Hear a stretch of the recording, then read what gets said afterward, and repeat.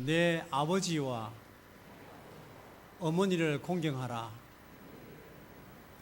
물론 부모님 계시는 분들 당연하겠지만은 안 계시는 분은 어른들에 대해서 공경하는 마음을 새롭게 하는 좋은 아침, 좋은 하루가 되시기를 주의 이름으로 축원합니다.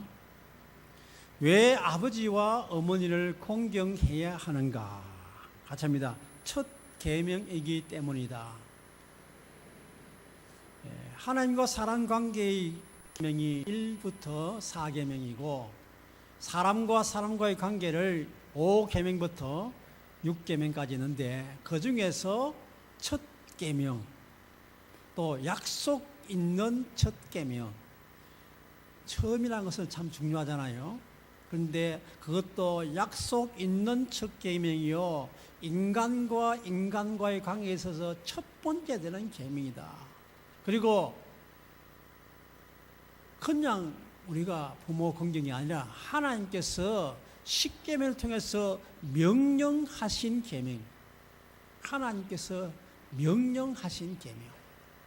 그렇기 때문에 우리 예수 믿는 사람은 안 믿어도 부모를 공경해야 되겠지만은 예수 믿는 사람은 더욱이나 하나님께서 명하신 명령의 말씀이기 때문에 부모를 공경하는 것은 너무나 당연하고 반드시 잘 공경하는 자가 되어야 할 줄로 믿습니다. 그리고 같이 합니다. 생명을 나누어 주신 분이기 때문입니다. 피와 살과 머리털까지도 다 우리 부모로부터 물려받은 자가 된 것입니다. 아버지와 어머니가 안 계셨더라면 나의 몸과 몸 전체가 존재하지 않는 것입니다. 그러므로 생명을 주신, 궁극적으로 하나님 주셨지만은 육신으로 말하면 아버지 어머니가 나에게 생명을 주신 분이기 때문에 부모에 대해서는 공경하는 자가 되어야 한다. 그리고 세 번째로 같이 합니다. 기르시고 보호하신 분이기 때문에 여러분들 어릴 때에 어린 나이 태어날 그 순간부터 씻기고 키워주고 먹여주고 입혀주고 학자금을 대어주고 장가도 보내주고 얼마나 많아요. 요즘 그것을 계산하면 어린 아이 태어나고부터 대학 졸업할 때까지 돈이 얼마 든다 그래요? 한 3억 5천 든다든가? 계산하면 내가 자녀로 태어났으면 벌써 적어도 대학 졸업한 사람이라면 3억 5천 정도 부모로부터 물질적으로만 해도 그만큼 혜택을 입은 자입니다. 그러니 부모에 대해서는 학식이 많고 적고 상관없이 부모에 대해서는 공경하는 자가 되어야 할 줄로 믿습니다. 그리고 아버지 어머니 공경을 어떻게 해야 하는가? 첫째로 아버지 어머니를 같이 합니다. 높여 들어야 한다. 부모를 높이는 자리에 부모를. 유교는 보면은 임금에 대해서 먼저고 부모가 다음입니다. 우리 기독교는 임금에 대한 것보다도 부모에 대한 것이 먼저라요. 그런 귀한 말씀을 생각하면서 인간관계에 있어서 첫 번째가 부모를 공경하는 거예요. 임금에 대한 공경보다 더 먼저가 부모에 대한 것입니다. 기독교는. 그러므로 부모 공경에 대한 대단한 관심과 열정과 사명을 다해서 공경하는 자가 되시기를 바랍니다. 부모를 공경한다, 존중히 여긴다는 이 말의 원문을 가만히 보면은 간장 혹은 무거움이라는 뜻이 있고 소중히 여긴다, 가치 있게 여긴다, 그런 말이 있습니다. 간은 우리 몸 중에서 가장 무거운 부분이에요. 그러니까 우리 부모님에 대해서 내가 가장 소중히, 가장 무겁게, 가장 귀중하게 여겨야 한다 하는 것이 바로 성경이 명한 부모에 대한 공경인 것입니다. 가장 무거운 간처럼 그렇게 여기고 부모님의 말씀과 명령이라면 가장 엄하게, 가장 중하게 여기고 가장 귀중히 여기고 순종하는 자가 되어야 할 줄로 믿습니다. 이런 이야기가 있습니다. 할아버지, 연세 많은 아버님이 연세 많다 보니까 밥도 흘리고 그릇도 들고 잡수다 깨뜨리는 수도 있고 하니까 죄송합니다만은 아버님 좀 그 옆에 그 좀 구석에 거기서 앉아 식사하시면 좋겠다. 거기서 식사를 해도 또 깨지기도 하고 떨어뜨리기도 하니까 그 며느리 되는 사람이 가만히 생각하다가 고양이 밥그릇이 나무로 되어 있어요. 고양이 밥그릇 그 나무로 된 것은 깨지도 않았기 좋겠다 싶어서 그 고양이 밥통 있는데 할아버지 그 밥을 드리고 거기다가 잡수도록 그렇게 했어요. 그리고 얼마 후에 이 부부가 밖에 나갔다 오니까 몇 살 안 되는 꼬마 아이가 나무짝을 하나 갖다 놓고 막 구멍을 뚫고 있어요. 야, 길동아, 뭐하나? 하니까 그릇 만들고 있다. 무슨 그릇? 나중에 아버지 늙으면은 나무 그릇 만들어 가지고 드리려고 그래 나무 그릇 지금 파고 있어요. 부모가 그렇게 고양이 밥그릇을 가지고 할아버지를 대접하니까 자기도 크면은 아버지 그 안 깨지고 하는 나무 그릇을 만들어자면서 어린 아이가 지금 나무 그릇을 만들고 있어요. 자식은 부모들이 하는 것을 보고 배워요. 그 아버지, 어머니가 할아버지, 할머니께 어떻게 하느냐 하는 것을 보고 그대로 배워요. 내가 그렇게 정성을 다해서 효도를 하지 못하면은 나도 그런 대접을 받을 수밖에 없는 것입니다. 나는 전혀 부모에 대해서 귀중히 여기지 아니하는데 내 자식은 나에게 귀중히 여겨주실 것이라고 생각하는 것은 착각이래. 착각하지 마시기 바랍니다. 자식들은 배운 대로 하게 되어 있습니다. 두 번째는 부모님을 잘 섬겨야 하는 것입니다. 부모를 섬기는 것이 바로 부모를 공경하는 것입니다. 부모를 섬기는 마음만 있으면 가난해도 잘 섬길 수 있습니다. 그 마음이 없으면 아무리 돈이 많아도 부모를 잘 섬길 수가 없습니다. 그 마음이 먼저 있어야 부모를 공경하고 잘 섬길 수가 있는 줄로 믿습니다. 신하와 왕이 조선 숙종 때에 숙종 임금이 그 나들이를 많이 하셨는데 한날 이렇게 밖으로 신하가 나왔는데 어떤 사람이 갓을 쓰고 상복을 입고 고기를 낚고 있습니다. 상복을 입었다는 것은 상조인데 상조는 고기를 먹으면 안 되는데 그 당시로서는 고기를 이상해서 임금인지 모르겠죠. 그 농부는 물어봤어요. 그러니까 얼마 전에 아버지가 돌아가셨는데 어머니가 몸이 너무나 약하신데 형편이 없어서 고기를 사드릴 수가 없는데 상주가 이렇게 하면 안 되는 줄 알지만은 몸 약한 어머니를 위해서 이렇게 고기를 낚고 있습니다. 그랬어요. 임금이 그 마음을 갸륵하게 여기고 신하를 통해서 상금을 내려라 그렇게 명령을 했어요. 그러니까 그 주변에 있는 불효자식인데 상 받은 이야기를 가만히 듣고는 나는 그동안 불효했지만 상이 탐이 나서 나도 한번 해보자 하고 그도 역시 상복을 입고 갓을 쓰고 고기를 낚으니까 임금이 그날 또 지나가다 보고 신하 보고 한번 가보라.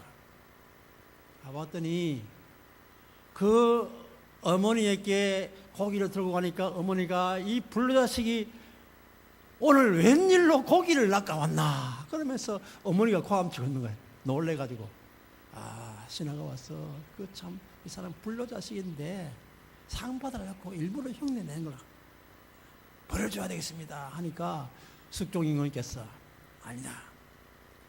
효도는 흉내만 내도 안 내는 것보다는 좋은 것이니까 상을 줘라. 같이 합니다. 효도는 흉내만 내어도 안 하는 것보다 낫느니라. 제가 혹시나 싶어서 인터넷 통해서 효도에 대해서 찾아보니까요.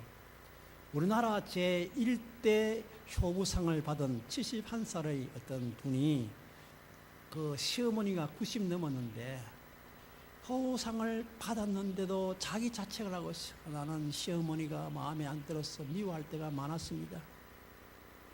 잔소리할 때 기분 나쁠 때가 많았습니다.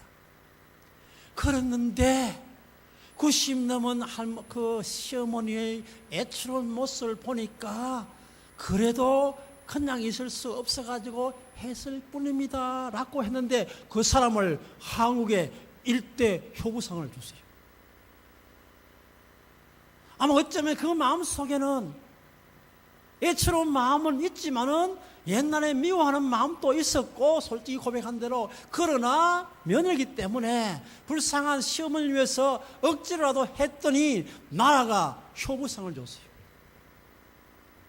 같이 합니다. 흉내라도 효도합시다.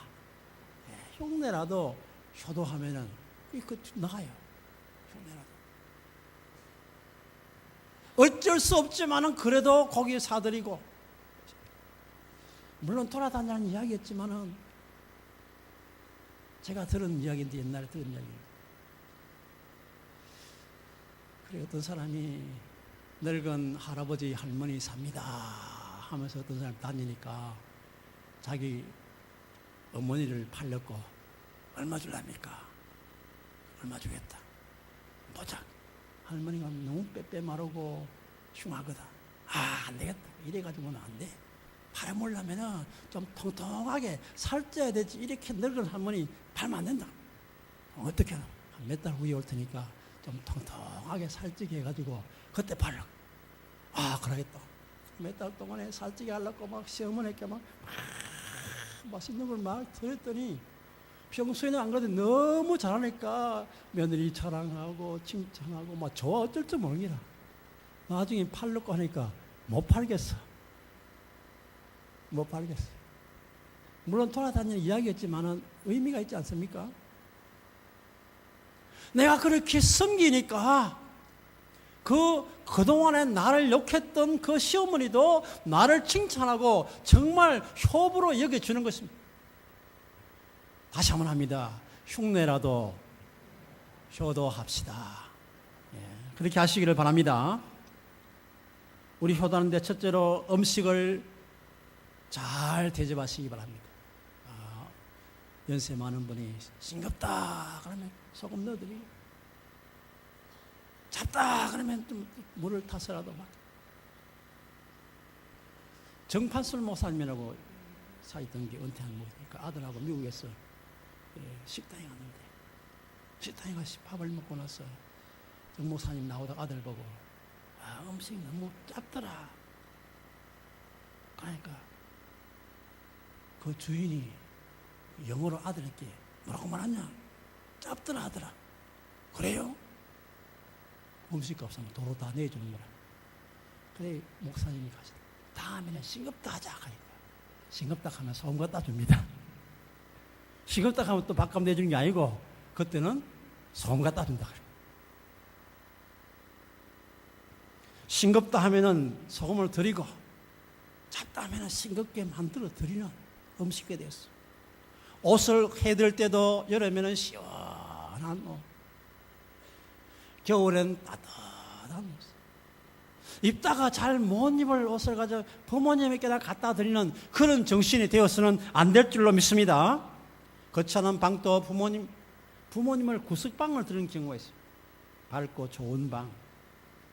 부모님과 같이 모신다면은 그런 방을 드려야 안 되겠습니까? 병 들었을 때 치료하고 병원에 모셔가고 약을 드리고 또 정성으로 모시는 것. 더더욱이나 같이 합니다. 용돈을 드립시다. 연세 많은 분이 뭐 그래도 돈이 많이 있는 분도 있겠지만 그렇지 못한 분이 많잖아요. 돈이 없어가지고 다른 사람 할 때 맨날 대접만 받으면은 그게 좀 부담되잖아요. 우리 아버지 어머니도 어디 가면은 좀 돈 내어놓을 줄 알고 10만 원 20만 원 다 내면서 이번에 회 먹는데 하시오. 그래 우리 아버지 할아버지도 그렇게 할 줄 있어야 되는데 용돈이 있어야 돼. 물질로 드린 것도 좋지만은 용돈 드린 거 참 부모가 더 좋아하는 거예요. 더더욱이나 용돈이 궁한 부모에게 용돈을 드렸어라도 마음을 기쁘게 하고 단단하게 해 드리시기를 바랍니다. 그리고 가짜입니다. 순종하는 것이다. 부모님에 대해서는 순종을 잘해야 돼요. 순종을. 어머니의 눈물이라는 제목의 대목이 있는데 이 사람은 수감되었다가 나온 사람이 쓴 글입니다. 작년 겨울 첫 면회를 오신 어머니께서는 창문으로 고개 숙인 채 땅만 내려다보고 있는 이 불로자식에게 한마디의 말씀도 없으셨습니다. 잠시 침묵이 흐른 후에 어머니께서는 춥지? 이 한마디를 떨리는 목소리로 물어보셨습니다. 그리고는 성경책 한 권을 주고 가셨어요. 얼마 있다가 그 형님이 면회를 왔습니다. 그동안 어머니가 또 자주 못 온 것 같습니다. 자주 안 온다고 어머니를 향해서 원망을 늘어놓았습니다. 그때 형님이 야단을 치면서 이놈아 아직도 정신 못 차렸느냐. 너를 면회하고 나서 어머니가 돌아가서 그동안에 전화를 하니까 전화가 잘 안 돼서 가보니까 어머니가 병원에 입원하셨는데 내 아들이 지금 감옥에서 추운 감옥에서 지냈는데 어떻게 불을 뗄 수 있느냐 하면서 불을 떼지 않고 그렇게 지내시다가 독감이 걸리고 몸살이 걸려가지고 지금 병원에 있다. 내 아들이 병원에 감옥에 간 것은 내 죄 때문이라고 하면서 하나님께 기도하고 내 죄 때문인데 내가 어떻게 따뜻한 방에 잘 수 있느냐 하면서 어머니가 그렇게 하시다가 지금 몸살 감기 걸리다. 그 이야기 듣고 그 아들이 너무나 부끄럽고 죄송했어. 어머니가 준 성경책을 계속 읽으면서 하나님 앞에 살았습니다. 검수만도 못한 내 두 눈에 처음으로 뜨거운 눈물이 솟구쳐 올랐습니다. 그리고 그날부터 나는 어머니가 남기고 가신 성경을 읽기 시작했고 어머니의 눈물이 내 죄에 대한 하나님의 눈물이요 하나님의 사랑이신 것을 깨닫게 되었습니다. 라고 그는 글을 썼습니다. 부모를 순종하면 가장 자연스러운 인간 존재의 방식입니다. 성경은 이것이 옳으니라, 주 안에서 부모를 공경하는 이것이 옳으니라 라고 말하고 있습니다. 옳다면 시행하는 자가 되시기를 바랍니다. 세 번째로 아버지와 어머니를 공경하는 사람은 가짜입니다. 복을 받는다. 2절에 보니까 2절 같이 읽겠습니다. 2절 말씀. 내 아버지와 어머니를 공경하라. 이것이 약속 있는 첫 계명이니 이는 내가 잘 되고 땅에서 장수하리라. 장수하는 복을 주시겠다고 합니다. 오래 살고 싶으면 부모를 공경하시기 바랍니다. 우리가 좋은 음식, 웰빙 음식을 먹고 운동을 많이 한 것도 중요하지만 그것보다 더 중요한 것은 부모를 공경하고 하나님 말씀 계명을 잘 지키면 땅에서 오래 살고 복을 받는다고 성경은 말하고 있습니다. 부모를 공경하고 효도함으로 하나님께서 주시는 장수를 누리며 사는 자가 되시기를 바랍니다. 둘째는 재산의 복을 주신다고 했습니다. 하나님께서는 요셉에게 복을 주셨습니다. 그 12아들 가운데서 요셉에게 가장 물질의 복을 주시고 또 장자의 복을, 육신적으로는 장자의 복을, 그리고 두 지파가 다른 지파는 한 지파인데 요셉에게는 에브라임과 므나세 두 지파의 복을 주셨고 물질을 또 한없이 주셔서 아버지와 형님들과 조카들과 그 손주까지 다 목량할 수 있는 대단한 부를 주신 줄로 믿습니다. 요셉 때문에 보디발의 집이 복을 받고 그 밭과 우양과 생축이 복을 받고 심지어 애굽 나라가 넉넉해지고 복을 받은 줄로 믿습니다.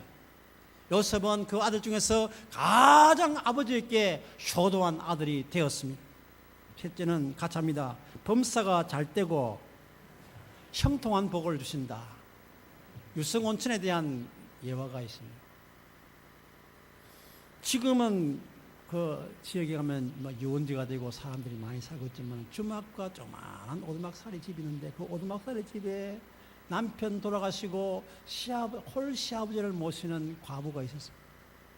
그런데 흉년이 들어가지고 평소에 빨래도 하고 뭐 그런 일을 하면서 살았는데 흉년 드니까 빨래해야 되라는 사람도 없고 그래서 먹을 것이 없습니다.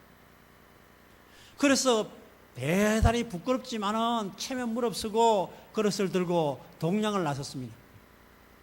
그런데 흉년 드니까 동량도 주는 사람이 없어요.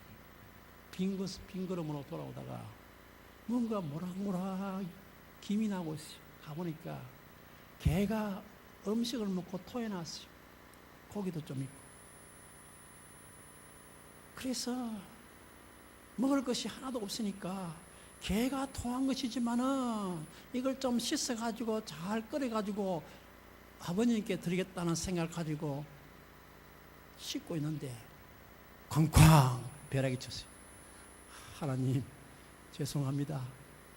내가 이 개가 토한 것을 가지고 시아버지께 드리려고 했으니 하나님께서 진노하시구나 생각하고 있는데 정말 자기 벼락이 떨어지면서 자기가 옷이 픽 날아갔어요. 근데 그 옆에 떨어진 자리에 보니까 노란 금이 있어요.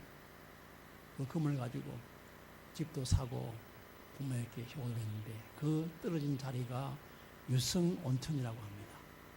얼마나 대단한 일입니까?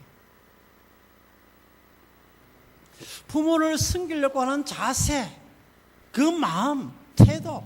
얼마 전에 믿음의 태도에 대해 설명했습니다만 우리가 자세와 태도가 좋으면은 그 정성은 조그마한 것 같이 보이지만은 개가 토한 것을 씻어가지고 시아버지께 들렸겠지만은 하나님께서는 그에게 놀라운 복을 주신 줄로 믿습니다.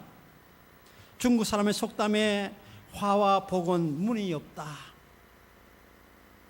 화와 복은 다른 사람이 하는 것이 아니고 내가 하기에 따라서 화가 되기도 하고 복이 되기도 합니다.